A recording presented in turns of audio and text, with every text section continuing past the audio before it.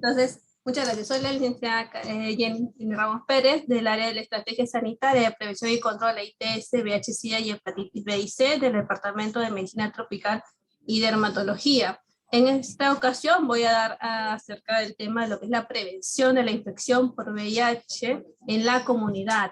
Vemos acá en nuestro equipo multidisciplinario, que es todo lo que pertenecen al programa de la estrategia. Comenzando, vamos a hablar un poquito acerca de lo que es VIH y SIDA. Como sabemos, VIH es el virus de inmunodeficiencia humana por las mismas siglas que pertenecen. Pertenecen a la familia de los retrovirales, que va a afectar al sistema inmunológico y de defensa de las personas. ¿Okay? A nivel de SIDA, vemos que es la última etapa de la enfermedad del VIH, es donde la inmunización o el síndrome de inmunodeficiencia adquirida es la fase más avanzada de esta enfermedad. Y entonces es donde el paciente está más propenso a contraer otras infecciones. Por ejemplo, tenemos pacientes con TBC, pacientes con TOX, histoplasmosis, entonces es donde las defensas del paciente están muy bajas en este sentido. Entonces lo que se quiere es no llegar a estos extremos. Entonces, hablemos un poquito en general acerca de la infección por VIH. Como dice la ONU, la infección por VIH se ha convertido en un problema ya de salud crónico en todos estos años, pero es tratable, porque tenemos todo el tratamiento que se puede ir dando. Entonces pueden llevar una vida larga y saludable, siempre y cuando el paciente venga a tiempo a los centros de salud, se les tamice y se puede iniciar el tratamiento a tiempo. Entonces, esto va a ser, el VIH sigue siendo uno de los mayores problemas para la salud pública. Entonces, en este año a nivel de la ONU se ha dicho que mayormente han fallecido 650,000 personas por causas relacionadas al VIH y más de 1.5 millones han contraído. A nivel de Perú, la estimación, ahora último, hasta octubre de este año, ha sido de que 91,000 personas viven con VIH, de las cuales 78,000 aproximadamente reciben tratamiento antirretroviral. Por el tema de pandemia, si pueden ver en la escala, acá en el gráfico, se ha visto que por pandemia del COVID, el tamizaje del 2019 realmente ha ido bajando, porque no se ha ido tamizando todo producto por el COVID, pero ya tratando de salir de eso, de estos años 2021 y 2022, ha habido un incremento, y hasta octubre del 2022, según el último reporte, hemos tenido casos de VIH de 5,761. Entonces, todavía tenemos casos que a veces llegan a los centros de primer nivel y bueno, mayormente en el tercer nivel ya llegan los pacientes comprometidos, ¿no? Tienen otras infecciones. Finalmente, la transmisión del VIH está relacionada por el uso de lo que es relaciones sexuales sin preservativos, ¿no? También mediante lo que es la transfusión de sangre contaminada con VIH durante la gestación, los primeros meses, o la lactancia materna. Y bueno, lo que es el compartimiento de lo que es de agujas, ¿no? Para los pacientes, agujas infectadas, ya sea para los pacientes que estén usando drogas o, por ejemplo, accidentes punzocortantes que podemos tener. Dentro de la prevención, es lo que se les llama ahorita combinada por la infección de VIH, la ONU-SIDA ha definido este programa donde se va a basar en los derechos y la evidencia en la comunidad. Es un conjunto de intervenciones biomédicas de la promoción en las conductas saludables y estructurales. Este propósito de esta combinación y prevención es para prevenir del VIH de las personas y las comunidades en concretas poblaciones claves, con el objetivo de reducir el número de infecciones mediante estas acciones y tengan un mayor impacto en la comunidad. Entonces, este plan de prevención combinada en el abordaje es un abordaje que viene ya desde mucho antes, que se inició en Estados Unidos como un alivio, como antes se le conocía como GEPAP, fueron sus siglas en el 2009, y después ya con la ONU-SIDA se adoptó todo y expandió en todo para tener esta acción acelerada, ¿no? Que ya tenemos ahora como dentro de las normas. En estos tres primeros abordajes, dentro de las prevenciones combinadas, tenemos a nivel de lo que es biomédico, estructurales y comportamentales. Son las tres áreas principales que va a abordar estas prevenciones combinadas. A nivel de intervenciones con métodos clínicos y métodos, por ejemplo, tenemos en estas intervenciones biomédicas se van a dividir en dos grupos importantes: intervenciones biomédicas clásicas e intervenciones biomédicas basadas en el uso de tratamientos antirretrovirales. Dentro del primer grupo de lo que es intervenciones biomédicas clásicas, tenemos la distribución de lo que es los preservativos, lubricantes masculinos o femeninos. Okay. Y en los grupos de lo que es intervenciones biomédicas basadas en el tratamiento, es el tratamiento para las personas, ya sea en preexposición, posexposición. A niveles estructurales, tenemos intervenciones que promueven un ambiente propicio, por ejemplo, lo que es la discriminación de la transmisión y los grupos de poblaciones claves, HCA, poblaciones trans. Entonces hay que abordar el género contra la violencia de género, leyes para promover los derechos e intervenciones la reducción del estigma y para la discriminación. En la otra intervención tenemos las intervenciones comportamentales, que son intervenciones que promueven un comportamiento saludable. En esto es comportamiento saludable donde es la enfermería, parte del grupo es donde tenemos que tener más énfasis en lo que es la educación sexual integral, el asesoramiento sobre la reducción de los riesgos, en la educación al paciente, las campañas, la educación, los programas de tipo pares también, muy importante dentro de estas campañas. Ok, a ver, siguiente. Aquí tenemos, por ejemplo, un conjunto de integración de intervenciones de prevención en la infección por VIH. De la OMS lo ha dado desde el 2016. Son intervenciones esenciales para el sector salud y los otros son estrategias esenciales para lograr un entorno favorable.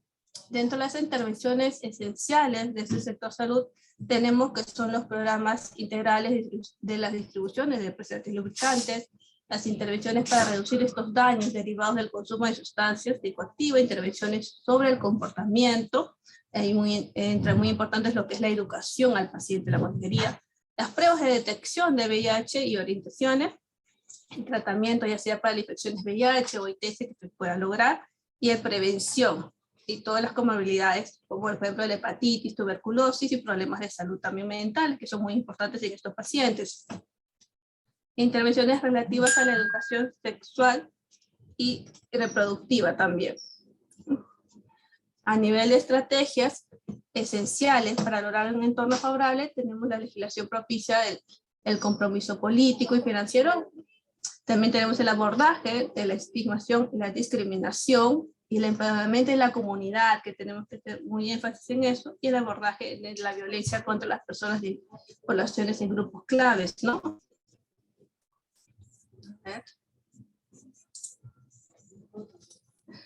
Dentro de estas intervenciones, la OMS ha dado unas intervenciones esenciales acerca de lo que es la orientación del VIH, de lo que es pruebas del VIH y sus orientaciones conexas. En este sentido, tenemos que los servicios de pruebas de detección de VIH van a ser, constituyen una oportunidad esencial para las personas, para que se diagnostiquen oportunamente e inicien también un tratamiento oportuno si es que se hubieran salido positivas. En lo que es el diagnóstico y tratamientos de ITS también va a ser importante porque a veces pacientes vienen por una ITS, por resultados de ITS y también salen en esta oportunidad con diagnósticos de VIH. Entonces es muy importante la detección y la educación de los pacientes y el diagnóstico propicio. Entonces las ITS pueden tener importantes consecuencias en la salud, tanto incluidos los sistemas de los dentales, complicaciones durante el embarazo en las mujeres, infertilidad. Muy importante hacer un diagnóstico oportuno para un tratamiento oportuno.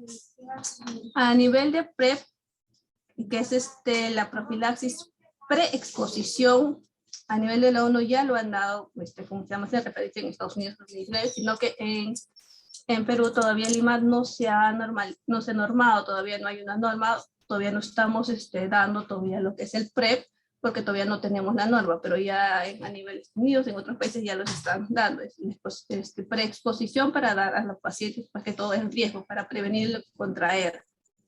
A nivel de dentro del servicio también damos lo que es la distribución de preservativos, dentro de los series dan preservativos y lubricantes, que cuentan con eso, y los tratamientos antirretrovirales, que es para todos, que se dan para, son los puntos importantes. Esto de aquí es el PEP, se le llama la profilaxis post-exposición. En este sentido, a nivel de post-exposición, tenemos que se debe dar o administrar en las primeras 72 horas. Debe hacer énfasis en eso para tener una mayor y disminuir la mayor intención de contagio en el paciente o en el usuario. Esto va a reducir la probabilidad de infección para la exposición, ya sea ocupacional, me refiero a los accidentes laborales, o no ocupacional. Dentro de esto tenemos, por ejemplo, las exposiciones, personas que se están expuestas no ocupacionales. ¿A qué me refiero con no ocupacionales? Me refiero a los casos de violencia sexual o exposición de alto riesgo en las relaciones sexuales. ¿Ok? Entonces se les debe tamizar, se deben ingresar al programa, se deben derivar al programa, y una vez ahí derivados se les dan las primeras dosis profilaxis para que pasen con el médico. Acá tenemos el esquema, una norma técnica del tratamiento que se les va a dar por estas 4 semanas de interacción con el médico para que se les evalúe. Y de ahí se les debe de hacer un seguimiento y tamizaje, ya sea para VIH sífilis a las 6 semanas, después a los 3 meses de exposición y a los 6 meses post-exposición. A su vez también para su tamizaje de hepatitis B o C a los 3 meses y a los 6 meses post-exposición. Entonces, eso es muy importante para que ustedes puedan saber y puedan ayudar si ha habido un paciente o han tenido un contacto de alto riesgo, para que puedan dirigir y educar a los pacientes. Y es muy importante que ya nos ha llegado dentro de lo que es a nivel de violencia sexual, es una emergencia. Hay que garantizar que las personas que han sido violentadas reciban un tratamiento respetuoso y sensible a nivel emocional, tengan toda la información necesaria para acceder a todo lo que es el dispositivo de emergencia, el kit de emergencia y la posposición. Dentro de los kits de emergencia que tenemos dentro del hospital, hay dos según la norma técnica. El primer kit es del primer nivel, y en el hospital contamos con este kit de emergencia, que es para lo que es el de tercer nivel, que son todos estos tratamientos, que se debe dar apenas identifique que ha sido una paciente que ha sido violentada sexualmente. Entonces se le debe dar, y contamos con esto en el servicio en emergencia, y de ahí se deriva al servicio de PROCED para hacer todo el trámite pertinente para su tratamiento. Entonces es muy importante saber que sí se cuenta con kits de emergencia, y se tienen que dar también en los primeros niveles los primeros kits. A nivel de personas con exposición ocupacionales, que sucedió casos de que puede ser un pinchazo con agujas, o durante una operación, entonces se debe también administrar dentro de las primeras 72 horas. Dentro de esas 72 horas es muy importante la administración del tratamiento. Y el control igualito va a ser a los 6 semanas, a los 3 meses y a los 6 meses post-exposición. Este es también tratamiento de profilaxis post-exposición a nivel de ocupacional. También son el medicamento que es fenofilamiina dolutegravir por estas 4 semanas, y se va a hacer con un control con el infectólogo para que brinde el tratamiento completo. Entonces es muy importante que sepan si han tenido una exposición dentro de 72 horas, hay que tomar las pastillas para prevenir los riesgos. Entonces, es muy importante que nosotros sepamos que dentro de la consejería va a ser una actividad importante que nos va a permitir identificar a los pacientes en diferentes tipos. Podemos encontrarlos antes de la prueba, después de la prueba, y los soportes que vamos a nosotros dar a los pacientes. Si tenemos un paciente que ha salido VIH positivo, hay que tener sumamente cuidado para que él nos pueda brindar los contactos. Entonces se requiere mucho tacto y también la confidencialidad con el paciente para que la decisión sea el mismo de ellos, ¿no? Para que el propio paciente nos refiera a sus parejas.